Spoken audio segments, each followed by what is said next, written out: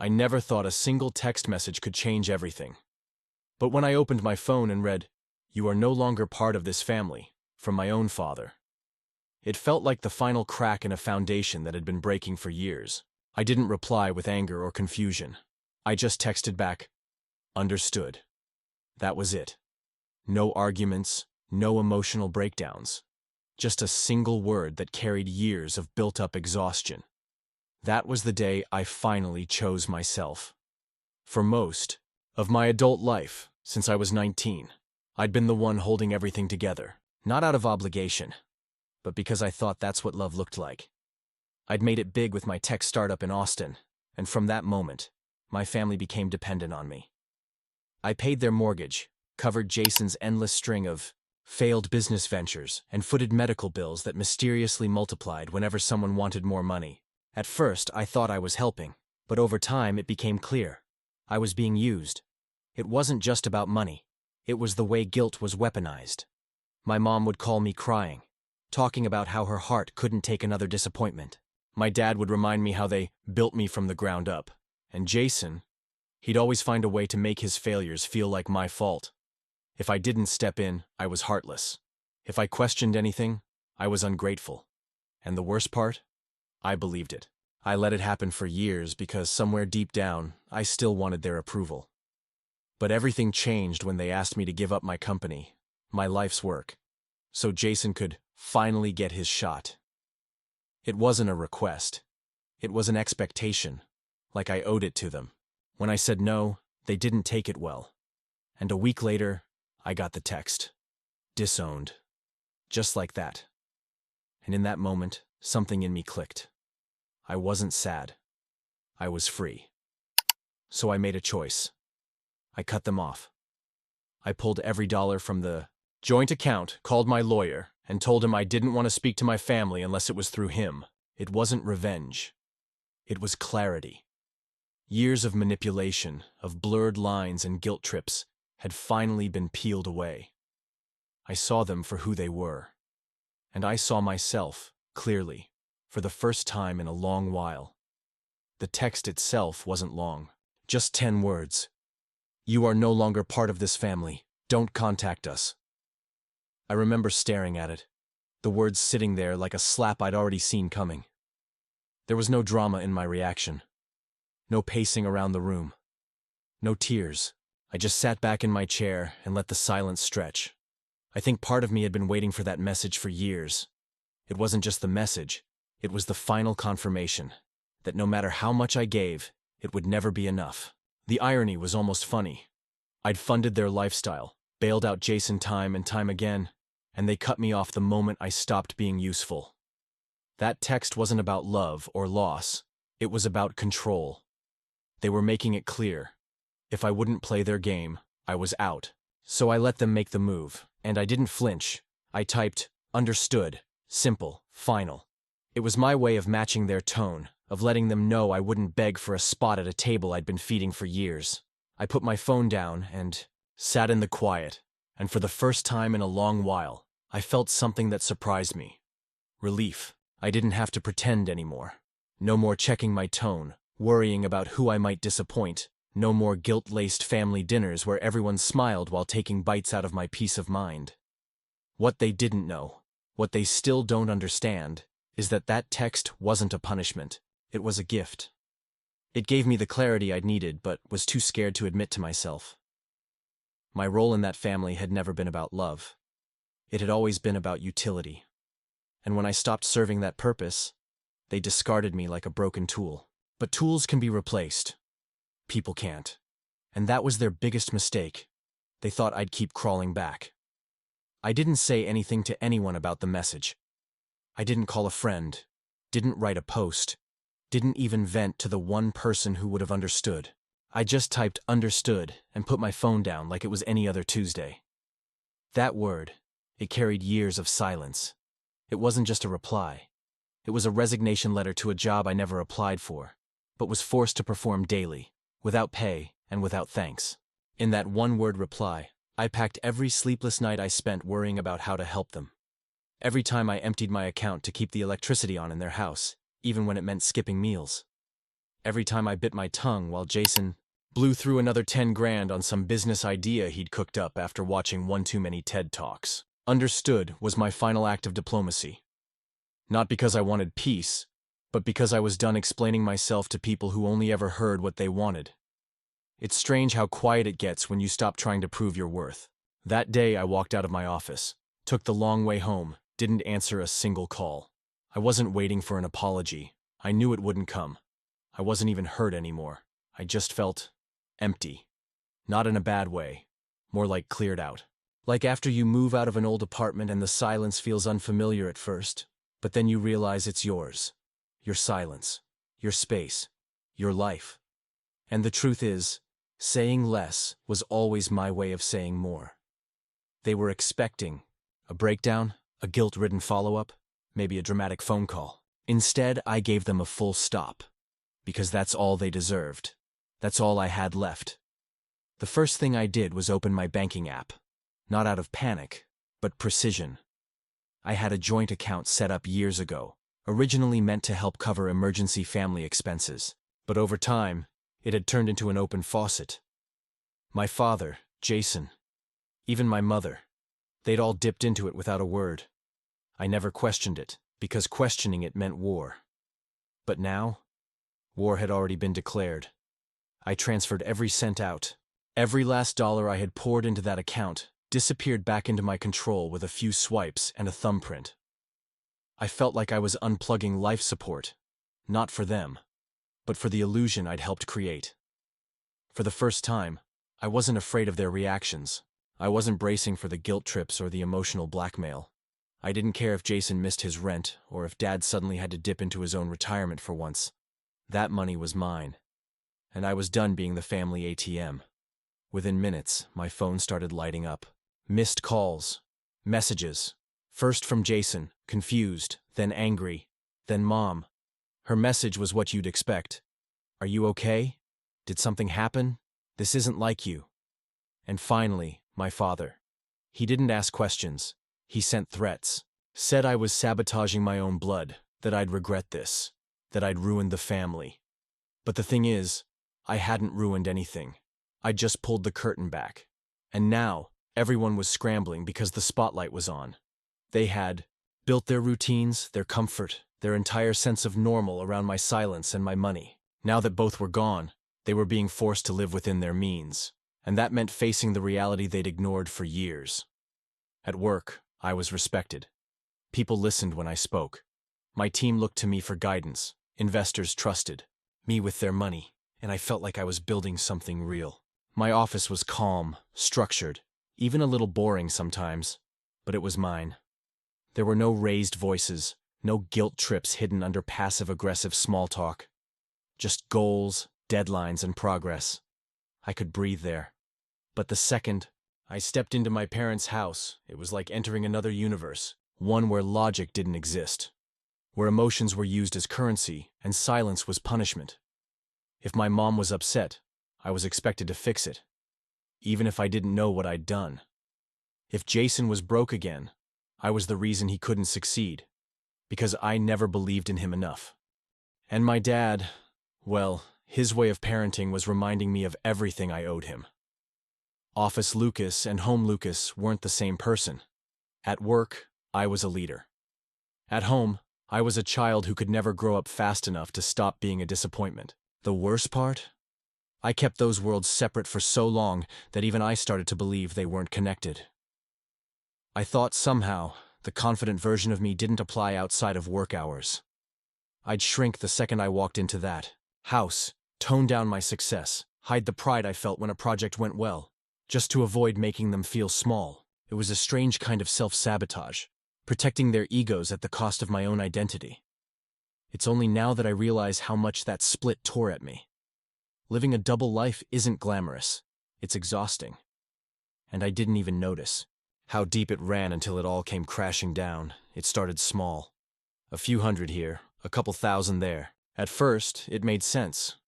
My dad's job was shaky, Mom had medical bills piling up, and Jason always had something going on.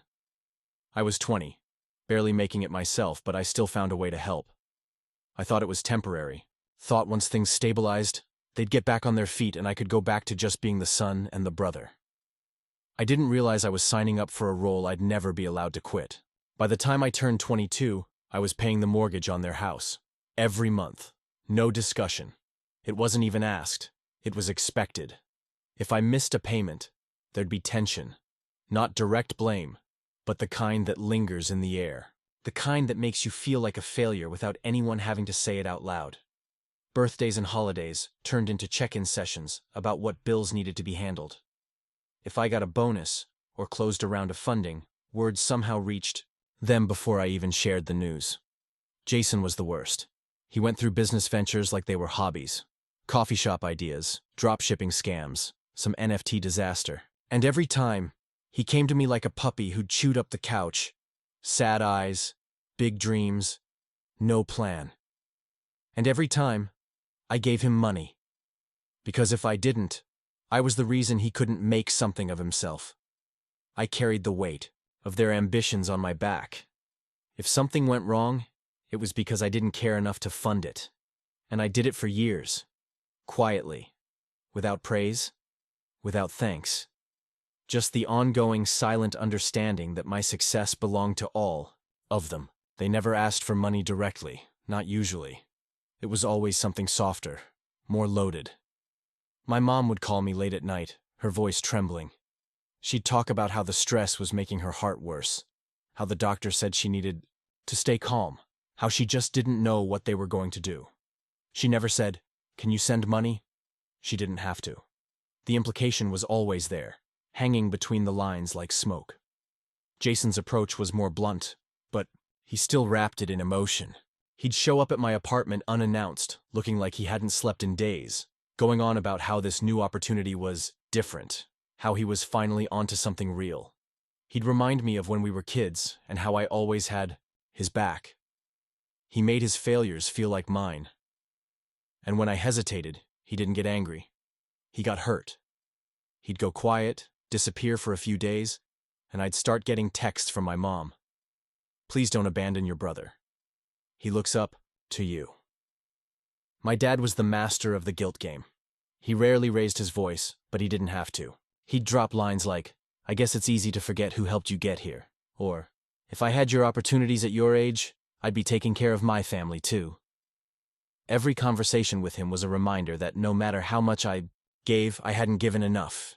And if I ever pushed back, even a little, I was the problem. I was selfish, ungrateful, cold. They didn't need to chain me down. I was too busy building my own prison out of guilt. It happened over brunch, the kind of family gathering that pretended to be casual but was anything but.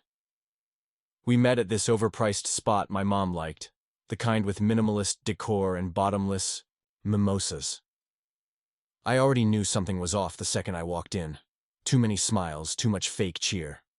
Everyone was already seated, waiting like I was late to my own intervention. Jason started it. Said he'd found a new opportunity, something in biotech this time. And he was excited. Really excited. Then he looked at me. Not at our dad, not at anyone else. Just me. "I just need someone to believe in it. Really back it."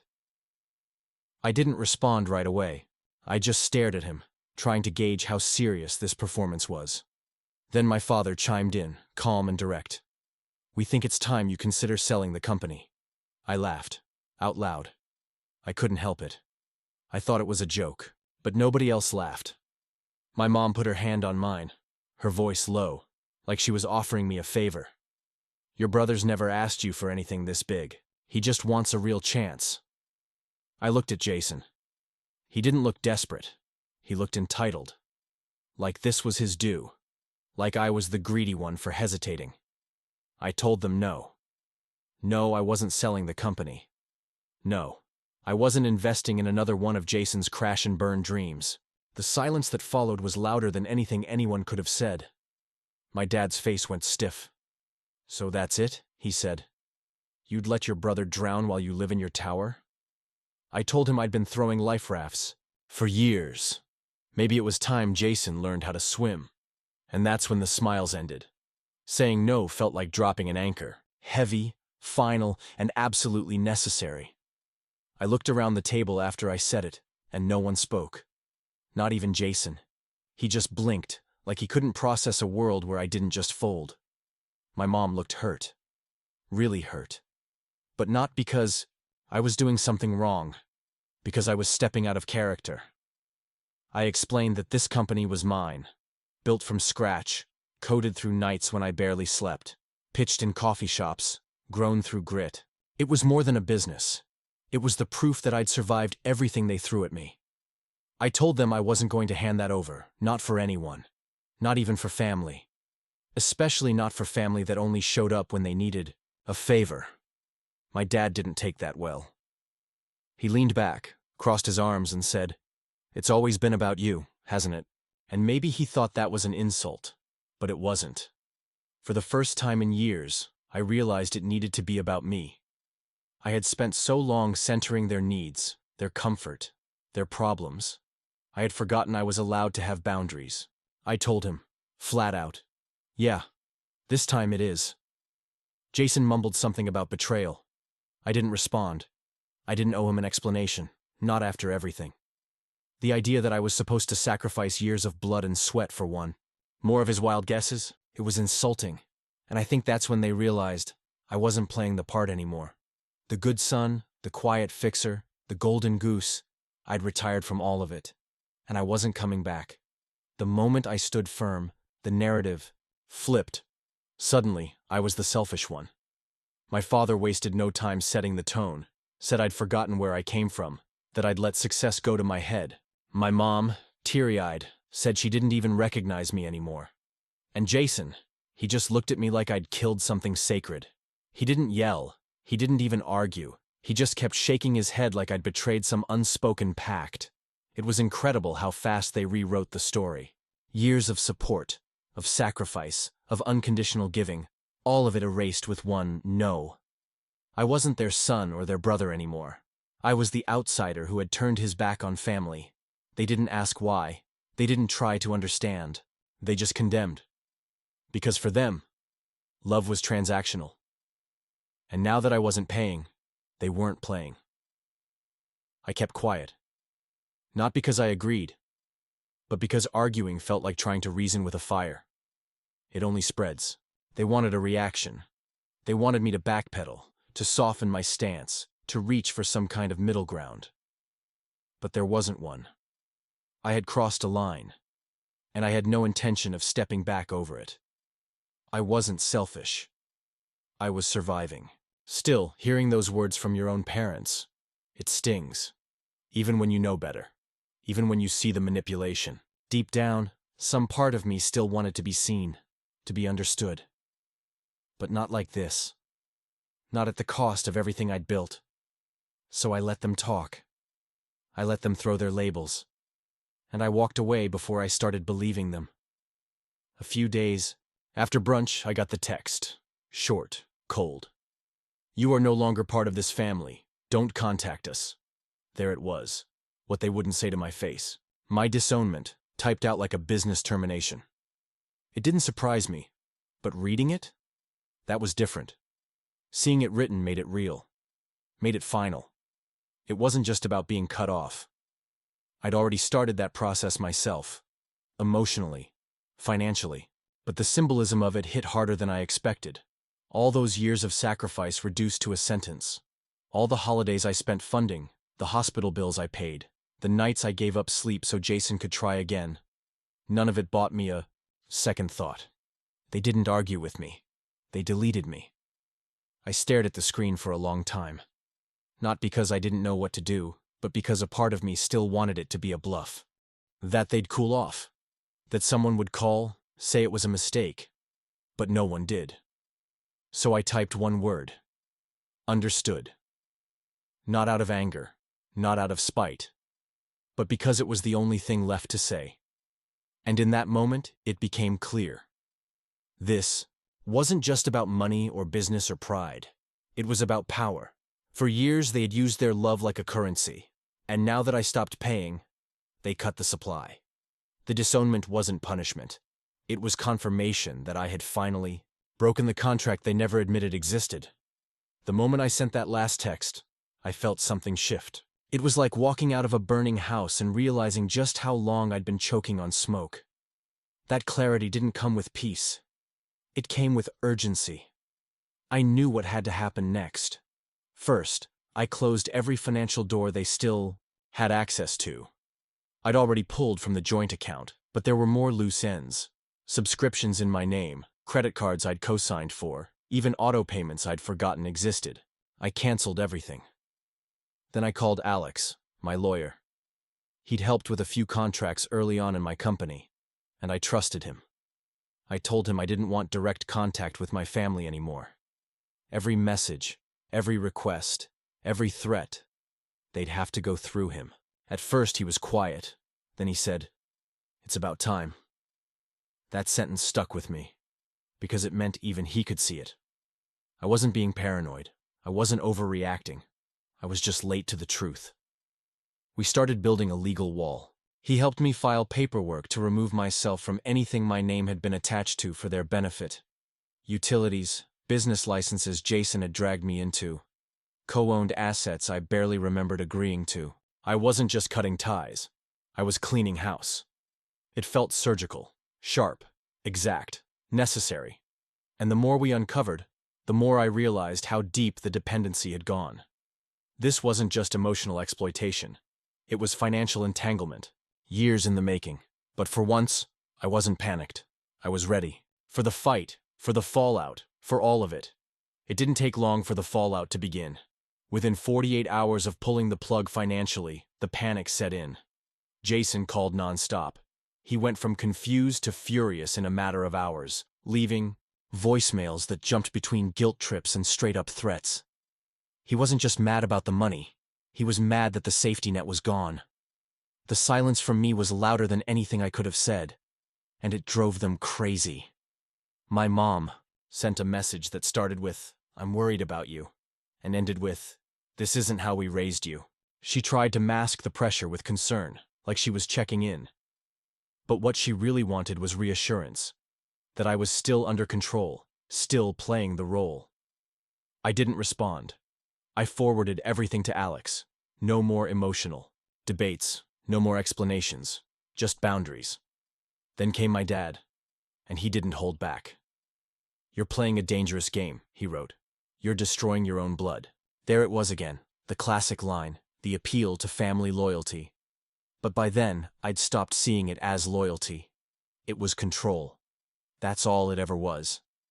And now that control was slipping through their fingers, they were scrambling. But it was too late. The blackout was complete.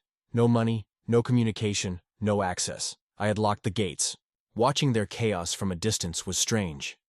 There was no satisfaction, no sense of victory. Just a quiet confirmation that I had made the right call. For the first time, they were being forced to live without me. And for the first time, I didn't feel responsible for the mess they were in. The call came late. Almost midnight. I saw her name flash on the screen, and for a second, I hesitated. Part of me still wanted to believe there was something real on the other side of that line, that maybe she was calling to apologize, to finally say something honest. But I knew better. I let it ring out, let it go to voicemail. A minute later, the message came in. She was crying, or pretending to. I could never really tell anymore. Her voice cracked as she begged me to call her back, said she was scared, said she hadn't been sleeping, that my father was beside himself, and Jason was falling apart. She said this wasn't the way family handles problems, that I was better than this. And then she said the line I'll never forget. "You're tearing this family apart, Lucas." That broke something in me, not because it was true, but because I realized how deeply she believed it. In her mind, I was the problem. Not the years of enabling, not the guilt tactics, not the expectation that I bankroll their lives while being thanked with silence or judgment. Just me, finally saying no. That's what ruined everything. I didn't respond. I didn't cry. I just sat in the dark with my phone on my lap, listening to the silence after her voice cut off. I forwarded the message to Alex and turned my phone off for the night. It wasn't easy. Every instinct in me wanted to fix things, to make her feel better, to undo the damage. But it wasn't my job anymore. I had finally drawn the line. And I wasn't about to step over it. I told Alex to proceed with everything. I didn't want half measures or delays. If they wanted to escalate this, then fine. We'd do it by the book. No more verbal agreements, no more behind-the-scenes favors. If they wanted to challenge my decisions, they could take it to court. And that's exactly what they did. Alex didn't flinch. He started gathering everything. Bank statements, emails, texts, documents I had long forgotten. Turns out, my name was tied to more than I realized. LLCs that Jason had used for write-offs. Loan agreements my dad signed without telling me. Even a second mortgage that had somehow looped back to me. It was a mess. But Alex was methodical, patient, and relentless. That's when we brought in Mr. Carlton, my family's longtime accountant. Quiet, reserved, always polite. I expected him to stay neutral. But once he saw the pressure they were applying, he stepped forward. Said he couldn't stay silent anymore. He had records, spreadsheets, emails that showed just how deep the misuse went. My father had been rerouting funds. Jason had used business expenses as personal play money. My mom had even used my health insurance benefits to cover procedures under her name. All of it was documented. The mediation session was brutal. They came in posturing, still trying to twist the narrative. But Alex laid out the evidence like cold math. No emotion, no drama, just facts. Carlton backed it all up, line by line. I didn't speak much. I didn't have to. Watching them realize the game was over. There was a strange peace in that. My father's silence said more than any outburst could. Jason looked lost. My mom cried. But this time, I didn't feel guilty. The verdict was clear. I was cleared of all financial obligations. Everything tied to my name was severed. Legally, officially, finally. They were left to face the financial chaos they had created without me as their buffer. Their lifestyle crumbled fast, and I didn't watch it happen. I turned away. That part of my life was over. What followed wasn't instant healing. It was quiet, strange. I had to relearn how to spend money without guilt, how to rest without anxiety. Riley helped. Therapy helped. But mostly time helped. I started rebuilding, not just my finances or my routines, but my sense of self. I found freedom in silence, peace in solitude, and power in my own voice. I chose people who showed up without a price tag, friends who checked in because they cared, not because they needed something. I used to think family was forever. That blood was enough. But now I know family is about respect. It's about safety, honesty, accountability. And if that doesn't come from the people who raised you, you go and find it, or you build it yourself. If you've ever had to draw a line in the sand with people who were supposed to love you unconditionally, then I hope you know you're not alone, and you're not selfish. You're surviving. You're protecting your peace. And that is something worth defending. Always. If this story hit home, share it. Let someone else know they're not crazy for setting boundaries. And if you're ready, subscribe.